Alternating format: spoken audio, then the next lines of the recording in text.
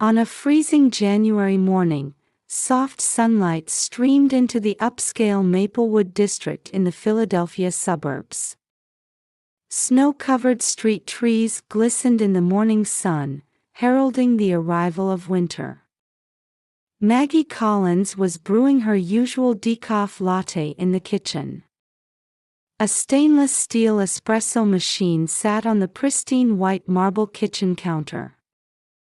The morning sun gently touched her rounded belly. 5 months into her much-awaited pregnancy, Maggie offered a quiet prayer as she felt the tiny life stirring within her.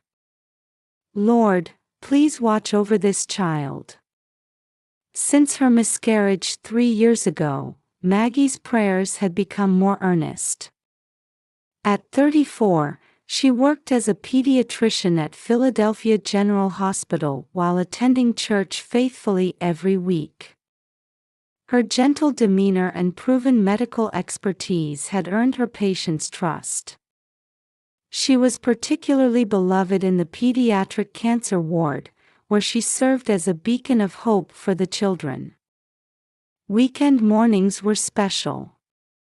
While weekdays often meant working from early morning until late at night, Sundays were reserved for family time. The scent of lavender wafted around her in the kitchen. The houseplant by the window was a cherished anniversary gift from her husband. "Honey, the coffee smells wonderful." David Collins, who had just come downstairs, gently embraced Maggie from behind.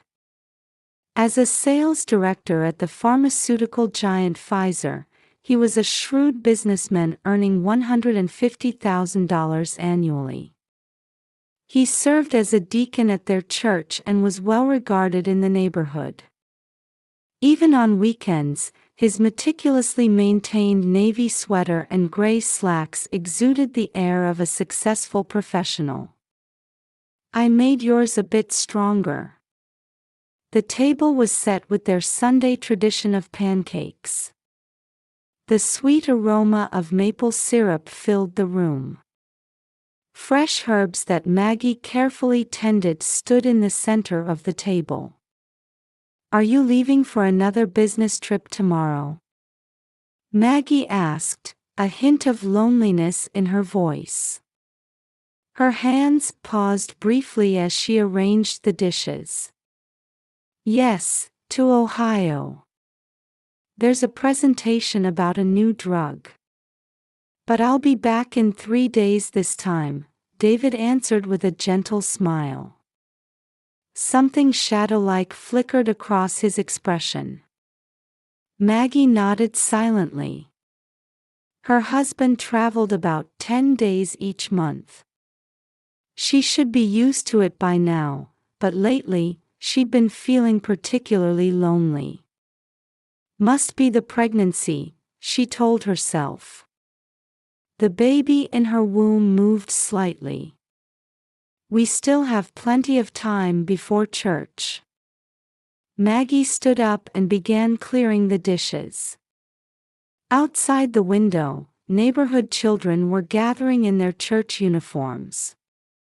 In the distance, Philadelphia's skyline rose hazily through the morning mist. A peaceful Sunday morning scene. In this moment, she felt truly happy. David glanced at Maggie occasionally while reading the newspaper. His mobile phone vibrated once, briefly. After checking the screen, he quickly tucked it away in his pocket. No one noticed this gesture. "Shall we get going?" David stood up.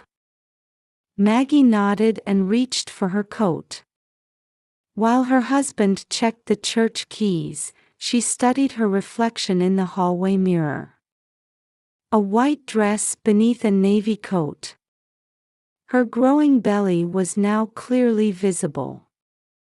The image of the two of them in the mirror looked like something from a happy family advertisement. "Be careful." Maggie gently placed her hand on her husband's back as they left. She didn't know yet. This ordinary morning scene was about to be lost forever. The church bells began to toll quietly. Light filtering through the curtains cast a soft glow on Maggie's wedding ring. The pediatric outpatient clinic at Philadelphia General Hospital was unusually quiet. Heavy rain pounded against the windows, echoing through the hallways. Dark clouds blanketed the sky, making it seem darker than usual for a winter afternoon. Maggie Collins sat in her examination room, organizing patient charts with a tired expression. Post-night shift fatigue weighed heavily on her, compounded by post-lunch drowsiness. Due to the ongoing bad weather since morning, more than half of the appointments had been cancelled. The typically bustling pediatric clinic was wrapped in silence today. Only the ticking of the wall clock seemed unusually crisp. Must be lack of sleep.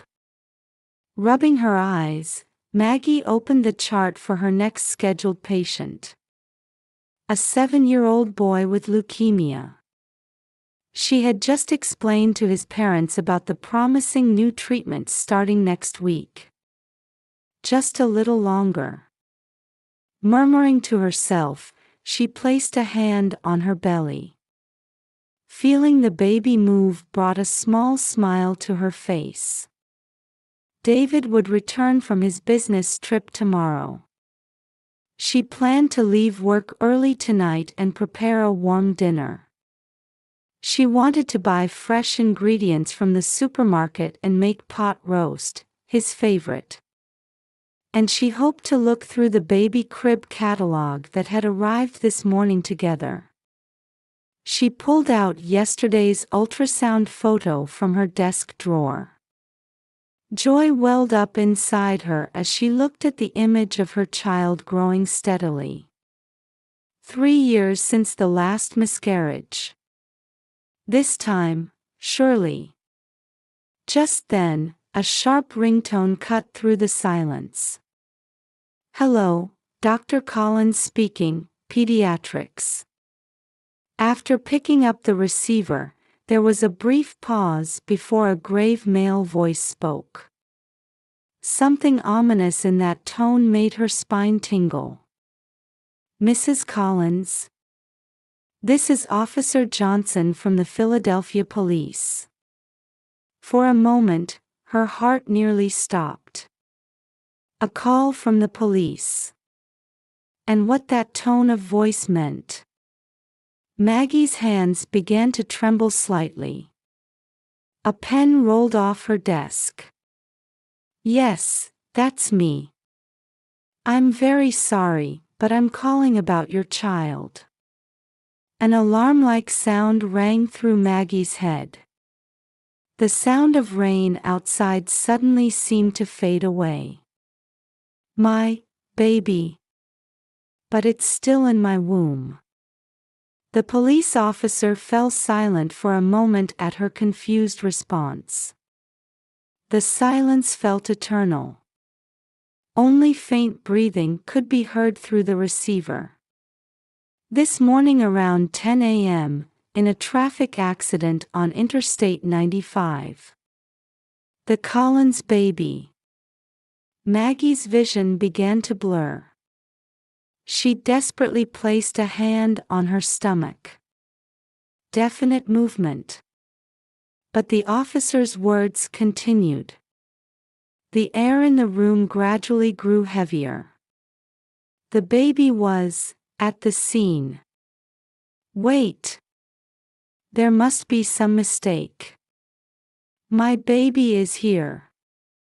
It's moving right here in my womb." Maggie's voice echoed through the examination room. Her right hand grasped at empty air. Her trembling left hand pressed protectively against her stomach. The smiling photos of children on the wall suddenly felt alien. "Mrs. Collins. This is a mistake. It must be a mistake. David is on a business trip, and our baby is still. Her words trailed off. A sensation like her throat was being squeezed. Her vision began to cloud. The fluorescent lights in the examination room seemed to emit an eerie glow. Could you come to the police station? There are some things we need to explain.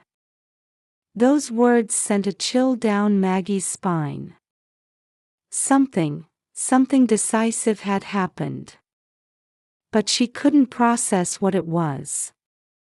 The ultrasound photo on her desk seemed to mock her. I'll come now. Her hand shook violently as she put down the receiver. She stumbled as she tried to stand. Leaning against the examination room wall, she took a deep breath. Her phone, with the message she had sent to David this morning still unread, slipped from her white coat pocket. In the hallway, Nurse Mary wore a worried expression. She must have heard Maggie's shouts. When explaining the situation to her supervisor, Dr. Thomas, Maggie felt as if her own voice was echoing from far away. Her concerned supervisor's face seemed to shimmer as if viewed underwater. Let me call a taxi. You're in no condition to drive. I'll accompany you. Maggie shook her head, brushing off those words. A trace of professional pride as a doctor remained. I'm fine. I am a doctor after all. Those words rang hollow. She was aware of it herself. Right now, she wasn't a doctor. She was just a pregnant woman trembling with anxiety. As she changed from her white coat into civilian clothes in the locker room, she was overwhelmed by a sense of losing touch with reality. Her reflection in the changing room mirror felt like looking at a stranger. On her way to the parking lot, she called David's cell phone numerous times. But only his usual voicemail message played repeatedly. Her husband's voice sounding poignant through the rain. David, please. When she inserted her car key, large raindrops rolled down her cheeks. She couldn't tell anymore if they were rain or tears. She sat motionless in the driver's seat for a while. Maggie offered a prayer to the small statue of the Virgin Mary on her dashboard. Please let this be a bad dream. Her car slowly pulled out through the rain that obscured her vision. As she left the hospital grounds, her face reflected in the rearview mirror. It felt distant, like a stranger's expression. Her face was pale, with the fatigue of the night shift visible under her eyes. On this rainy afternoon, fate had silently begun turning its gears. An ambulance siren wailed in the distance, its sound dissolving into the rain. When Maggie arrived at Philadelphia Police Headquarters, her hair was soaked from the rain. As she entered the lobby, warm air enveloped her cold cheeks. A female police officer sat at the reception desk. I'm Collins. I received a phone call. The female officer smiled kindly at Maggie, who couldn't finish her sentence. There seemed to be a trace of sadness in her expression. We've been expecting you. Please come this way. The officer stood and led Maggie to a small waiting room in the back. Soft lighting illuminated the room, and children's drawings decorated the walls. Maggie realized this must be a special room for victims and bereaved families. I'll bring you something warm to drink. The police officer left the room. Maggie clutched the armrest of the sofa with trembling hands. The baby moved slightly in her womb. She felt a small measure of comfort from that sensation. A few minutes later, the police officer returned with hot coffee. Behind her followed a middle-aged male officer who had apparently spoken with her on the phone. "I'm Detective Johnson."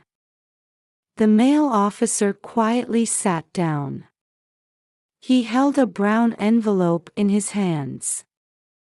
Maggie's eyes were drawn to it involuntarily. This morning around 10:15 a.m., there was an accident on Interstate 95 near Northern Liberty where a car crashed into the median. Johnson began his explanation, carefully choosing his words. The driver was a woman in late pregnancy. When emergency services arrived at the scene, a moment's hesitation. Both mother and child were already. Maggie was confused. Why had she been called here? Her husband was away on business, and her baby was still in her womb. And yet, why? These items were found in the vehicle at the scene. Johnson pulled several documents from the envelope. The first was a maternity clinic card from private St. Mary's Hospital. There was a familiar signature. The father's name signed as David Collins. Something seemed to shatter in Maggie's mind. The victim was identified as Katie Morrison, age 25. The young female officer continued quietly. On her cell phone. The officer paused, carefully operating a tablet. The screen displayed a line message history. The sender's name was David. "My love, take care. The appointment is at 10 a.m. I'll handle everything after my business trip." A message sent last night at 9:42 p.m. Perfectly matching David's business trip schedule. As far as we could confirm, Ms. Morrison was an employee at Pfizer, and your husband's subordinate. Maggie's vision swayed. Coffee spilled from the paper cup, spreading a light brown stain on the white carpet. Someone hurriedly offered paper napkins. But she could no longer recognize whose hands they were. She was 9 months pregnant. Due to deliver next week. Each word hammered at Maggie's heart like a sledgehammer. She had scheduled delivery at St. Mary's Hospital. According to hospital records, all payments were made with a credit card in David Collins' name. "It's a lie." A hoarse voice escaped. "It's all lies." Her voice grew slightly louder. "David, we..." Words failed her. Her memory flashed back to the day of her miscarriage 3 years ago. David had been on a business trip then too. When he returned, he stayed by her side. Kind, strong, like an ideal husband. And now, evidence of her husband's double life lay before her. Bank transfer records. Hotel reservation histories.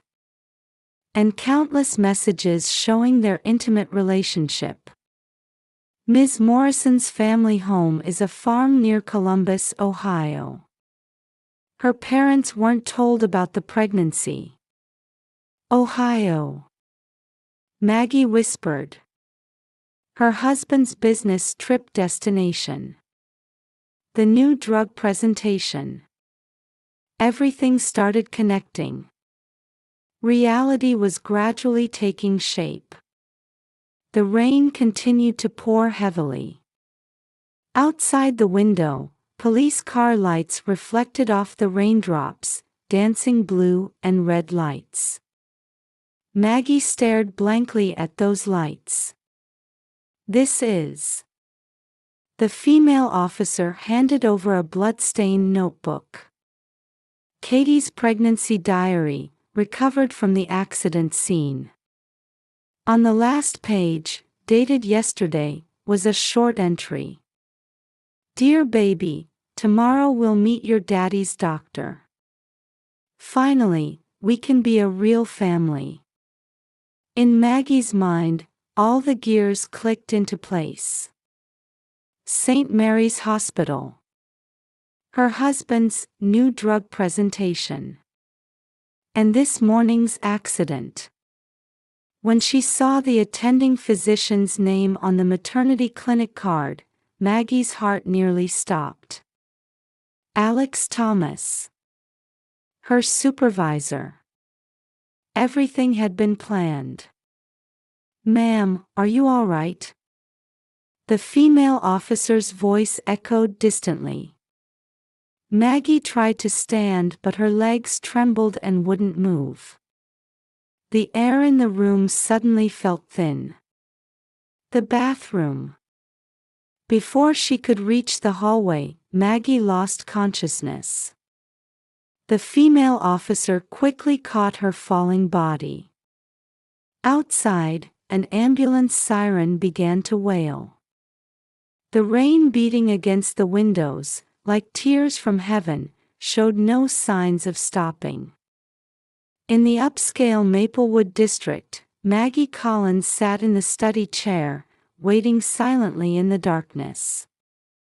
After losing consciousness at the police station, she had refused to be taken by ambulance, choosing to return home on her own out of professional pride as a doctor. Now, all she could do was wait. Evidence documents from the police were spread across the desk. The maternity clinic card. Phone records. Hotel receipts. Bank transaction statements.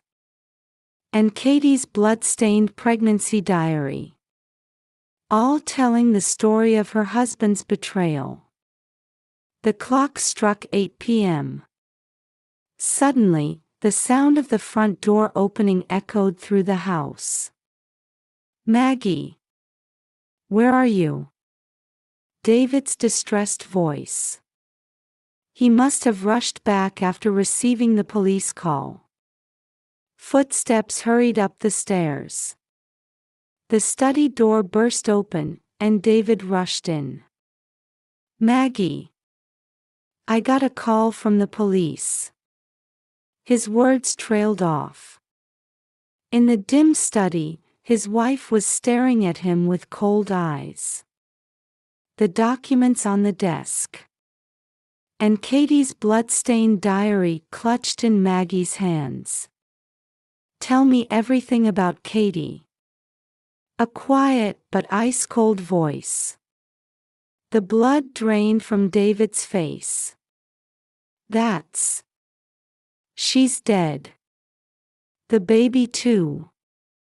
Maggie's voice was emotionless. As if talking about someone else's affair, stating facts. "I want to know. Since when? Why? 3 years ago, during my miscarriage, were you with her then too?" David collapsed into a chair by the wall. Lightning flashed outside the window. "It started 2 years ago." The confession began in a low voice. "We met during new employee training in the sales department. At first it was nothing. But she, unlike you. Unlike me." Maggie's voice trembled. "You're always focused on work, thinking about patients even at home. Katie was different. She only looked at me." Thunder roared. Maggie placed a hand on her abdomen. The baby moved anxiously. When she found out she was pregnant, she was overjoyed. She said she'd leave everything to me. Dr. Thomas was the one who recommended St. Mary's Hospital. Dr. Thomas too. A new pain shot through Maggie's chest. Even her trusted supervisor had been complicit in this deception. While playing the ideal supervisor in front of me, he was arranging the delivery of your mistress. Maggie, Shut up. At the sudden shout, David shrank back. You were lying even when praying in church. The peace we shared on Sunday mornings was all false, wasn't it? Maggie walked to the window. The rain-soaked street trees swayed in the wind. Why was she driving on that road today? She had a meeting with Dr. Thomas this morning. David's voice trailed off. After that, she was planning to meet me. I wasn't going to Ohio. I was waiting at a nearby hotel.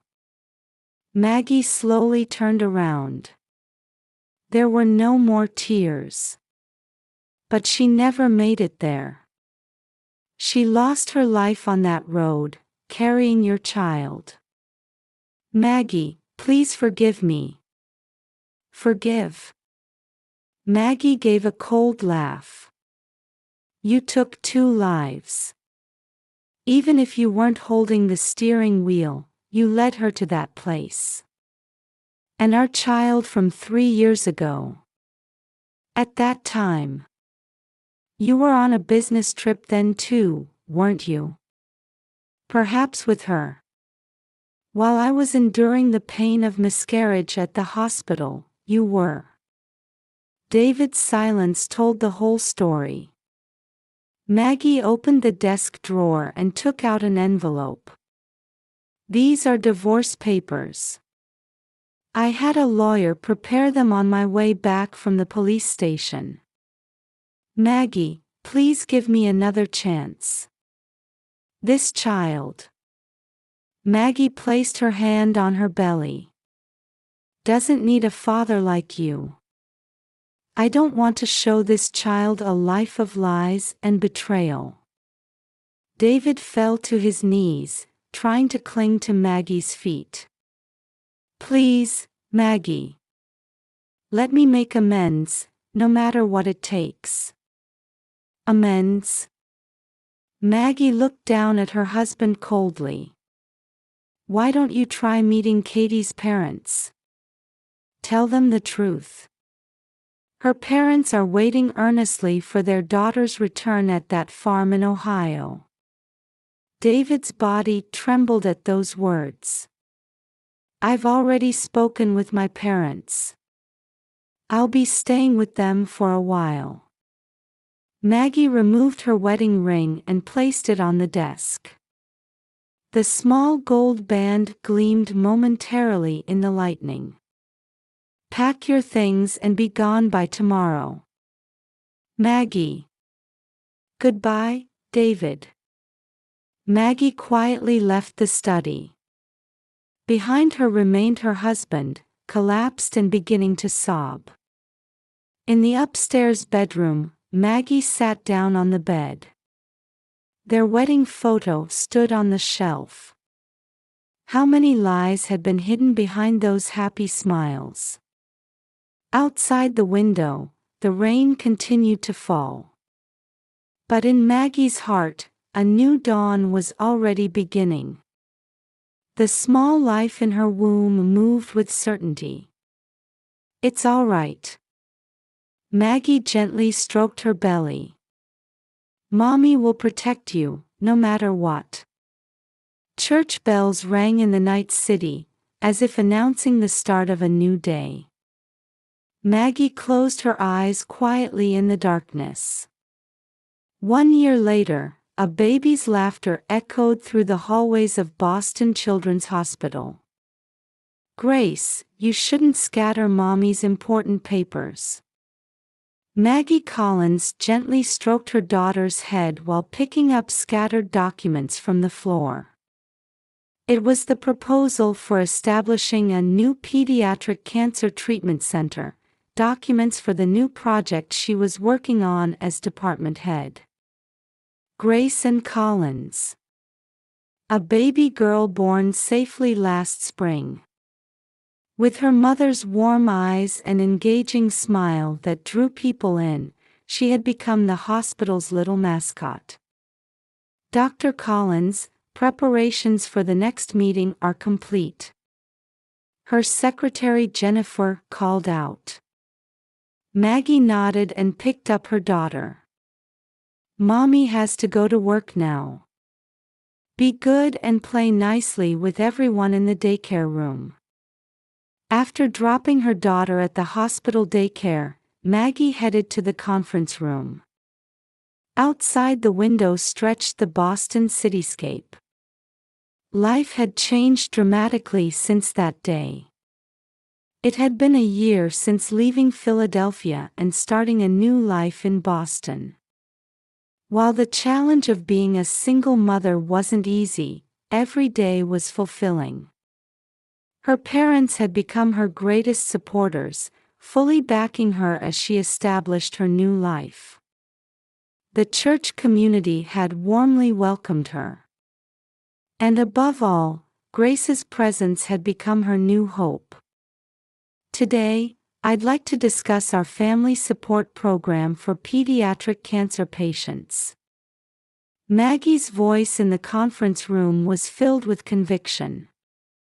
She believed there was support that only those who had experienced suffering could provide.